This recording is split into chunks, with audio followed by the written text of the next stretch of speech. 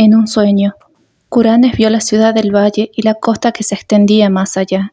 Vio el nevado pico que vigilaba el mar y las coloridas galeras que salían del puerto rumbo a lejanas regiones, donde el mar se junta con el cielo.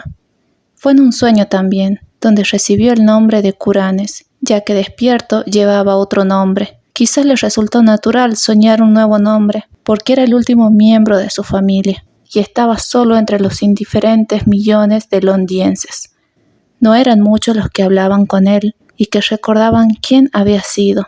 Había perdido sus tierras y sus riquezas, y no le importaba la vida de las personas que hubieran a su alrededor, porque él prefería soñar y escribir sobre sus sueños. Sus escritos hacían reír a quienes lo leían, por ello decidió guardarlos para él mismo, y finalmente dejó de escribir. Cuanto más se alejaba del mundo que los rodeaba, más maravillosos se volvían sus sueños, y habría sido completamente inútil intentar fijarlos en el papel. Curanes no era moderno y no pensaba como los demás escritores, mientras ellos se esforzaban en despojar la vida de sus bordados ropajes del mito y mostrar con desnuda fealdad lo repugnante que es la realidad. Curanes buscaba tan solo la belleza, y cuando no conseguía revelar la verdad y la experiencia, la buscaba en la fantasía y la ilusión, en cuyo mismo umbral la descubría entre los brumosos recuerdos de los cuentos y los sueños de niñez. No son muchas las personas que saben las maravillas que guardan para ellas los relatos y visiones de su propia juventud, porque cuando somos niños escuchamos y soñamos y llegamos a pensamientos a medias sugeridos, y cuando hemos crecido y tratamos de recordar, la ponzoña de la vida nos ha vuelto torpes y prosaicos. Pero algunos de nosotros despertamos por la noche con extraños fantasmas de montes y jardines encantados, de fuentes que cantan al sol, de dorados acantilados que se asoman a unos mares rumorosos, de llanuras que se extienden en torno a soñolientas ciudades de bronce y de piedra, y de oscuras compañías de héroes que cabalgan sobre enjaezados caballos blancos por los linderos de bosques espesos. Entonces sabemos que hemos vuelto la mirada a través de la puerta de marfil hacia ese mundo de maravilla que fue nuestro, antes de alcanzar la sabiduría y la infelicidad. Curanes regresó súbitamente a su viejo mundo de la niñez. Había estado soñando con la casa donde había nacido, el gran edificio de piedra cubierto de hiedra, donde habían vivido 3 generaciones de antepasados suyos, y donde él había esperado morir. Brillaba la luna y Curanes había salido sigilosamente a la fragante noche de verano. Atravesó los jardines, descendió por las terrazas, dejó atrás los grandes robles del parque y recorrió el largo camino que conducía al pueblo. El pueblo parecía muy viejo, tenía su borde mordido como la luna que ha empezado a menguar, y Curanes se preguntó si los tejados puntiagudos de las casas ocultaban el sueño o la muerte. En las calles había tallos de larga hierba y los cristales de las ventanas estaban rotos o miraban ciegos. Curanes no se detuvo, sino que siguió caminando trabajosamente, como llamando hacia algún lugar. No se atrevió a desobedecer el impulso por temor a que resultara una ilusión como las solicitudes y aspiraciones en los momentos de vigilia, que no conducen a objetivo alguno. Luego se sintió atraído hacia un callejón que salía de una calle del pueblo en dirección a los acantilados, y llegó hasta el límite, hasta el precipicio y abismo donde el pueblo y el mundo caían súbitamente en un vacío infinito, y donde incluso el cielo estaba vacío y no era iluminado siquiera por la luna roída o las curiosas estrellas. La fe lo había instado a seguir avanzando hacia el precipicio, arrojándose al abismo por el que descendió flotando, flotando, flotando. Pasó oscuros, informes sueños no soñados, esferas de apagado resplandor que podían ser sueños apenas soñados. Y había seres alados que riéndose parecían burlarse de los soñadores de todos los mundos. Luego pareció abrirse una grieta de claridad en las tinieblas que tenía ante sí, y vio la ciudad del valle brillando espléndidamente allá abajo, sobre un fondo de mar y de cielo, y una montaña coronada de nieve cerca de la costa. Curanes despertó en el instante en que vio la ciudad. Sin embargo, supo con esa mirada fugaz que no era otra que Selepais, la ciudad del valle de Oth-Nargai, situada más allá de los montes Tanarios, donde su espíritu había morado durante la eternidad de una hora, en una tarde de verano, hacía mucho tiempo, cuando había escapado de su niñera y había dejado que la cálida brisa del mar lo tranquilizara y lo durmiera. Mientras observaba las nubes desde el acantilado próximo al pueblo, había protestado cuando lo encontraron. Lo despertaron y lo llevaron a su casa porque precisamente en el momento en que lo hicieron volver en sí, estaba a punto de embarcar en una galera dorada rumbo a esas seductoras regiones, donde el cielo se junta con el mar. Ahora se sintió igualmente irritado al despertar, ya que al cabo de 40 monótonos años había encontrado su ciudad fabulosa. Pero 3 noches después, Curanes volvió a Selepais.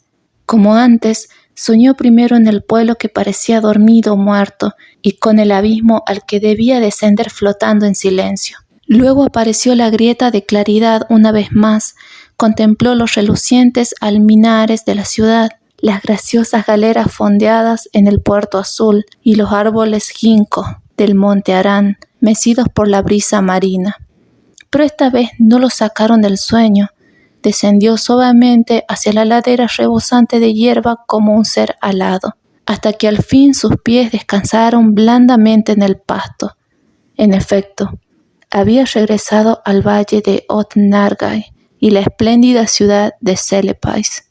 Curanes pasó en medio de las hierbas fragantes y flores espléndidas, cruzó el burbujeante Naraxa por el minúsculo puente de madera donde había tallado su nombre hacía muchísimos años, atravesó la rumorosa arboleada y se dirigió hacia el gran puente de piedra que hay en la entrada de la ciudad. Todo era antiguo, aunque los mármoles de sus muros no habían perdido su frescura, ni se habían empañado las pulidas estatuas de bronce que sostenían.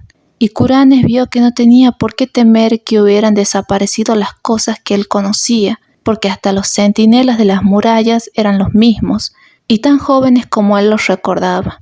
Cuando entró en la ciudad y cruzó las puertas de bronce y caminó por el pavimento de ónix, los mercaderes y camelleros los saludaron como si jamás se hubiera ausentado. Y lo mismo ocurrió en el templo de turquesa de Nat Hortat, donde los sacerdotes adornados con guirnaldas de orquídeas le dijeron que no existe el tiempo en Oth-Nargai, sino solo la perpetua juventud.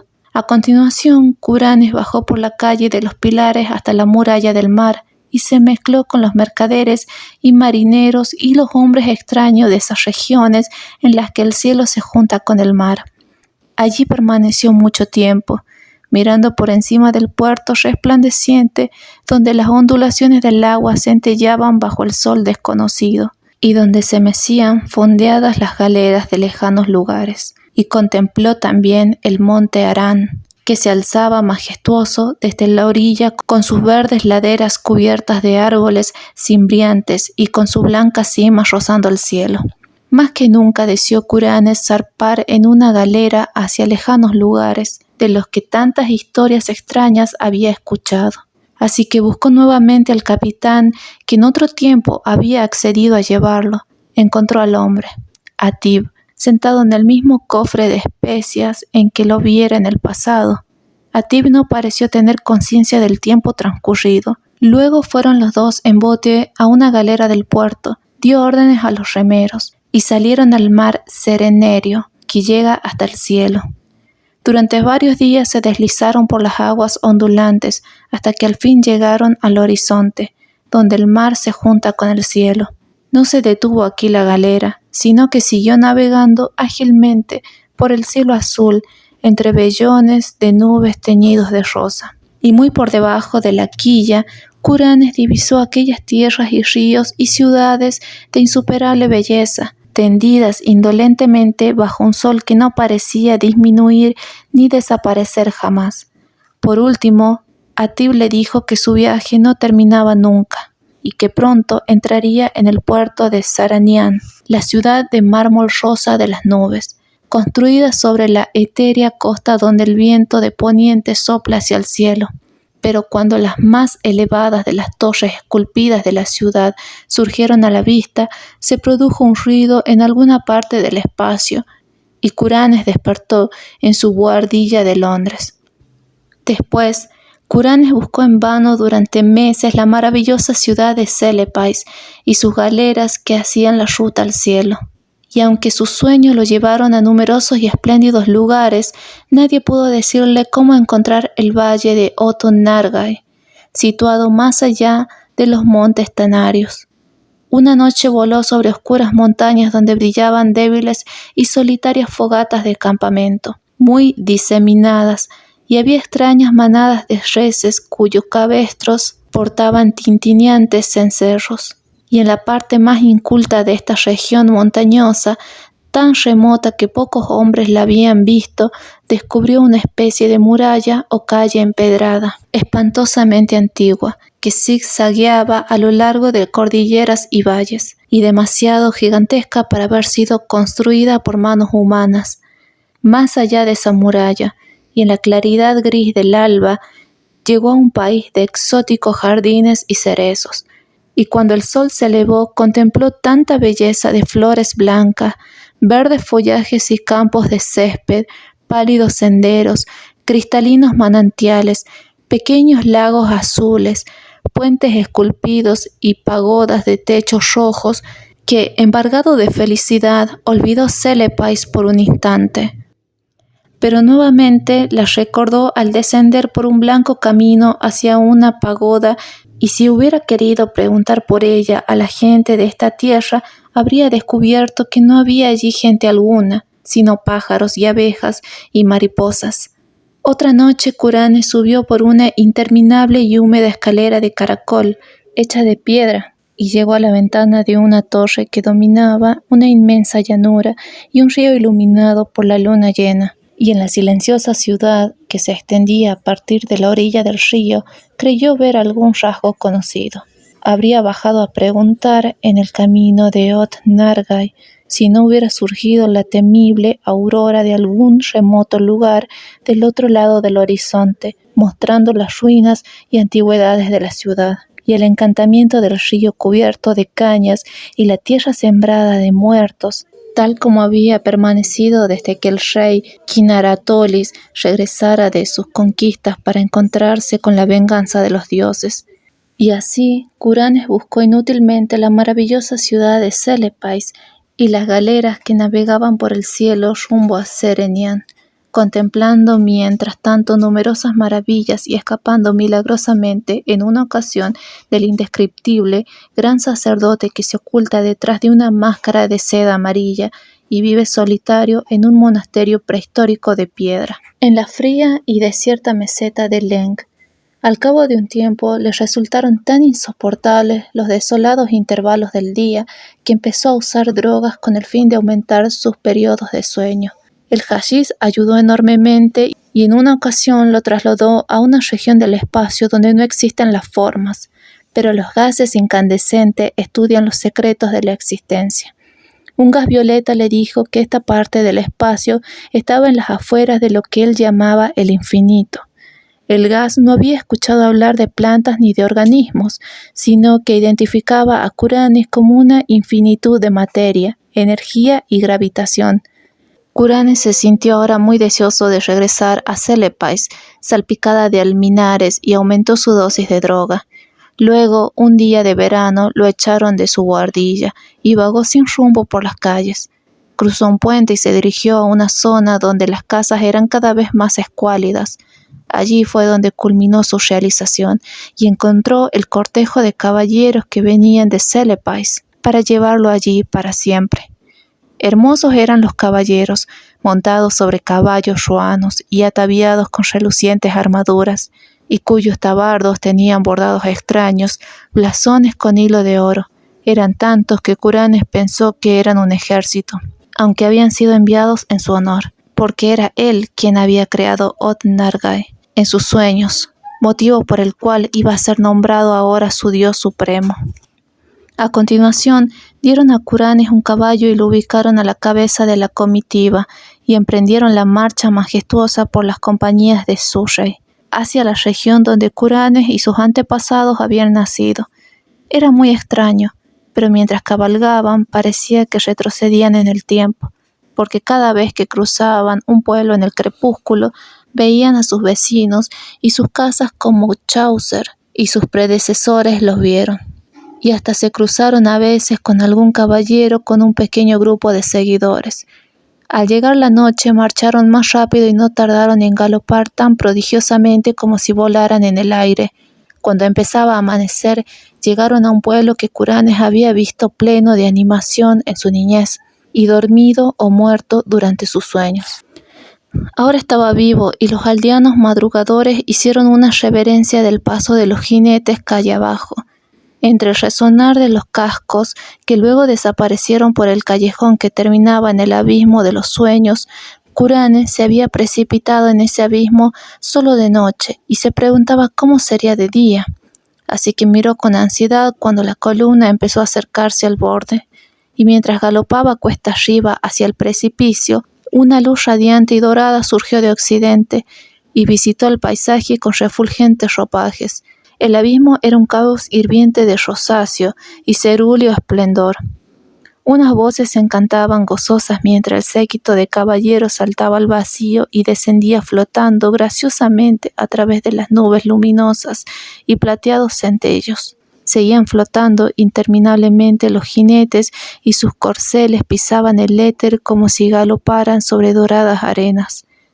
Luego los encendidos vapores se abrieron para revelar un esplendor aún más grande, el resplandor de la ciudad de Celepais y la costa, más allá, y el pico que dominaba el mar, y las galeras de vivos colores que zarpaban del puerto rumbo a lejanas regiones donde el cielo se junta con el mar. Y Curanes reinó en Otnargai y todas las regiones vecinas de los sueños, y tuvo su corte alternativamente en Celepais y en Serenian, formada de nubes, y aún reina ahí y reinará feliz para siempre.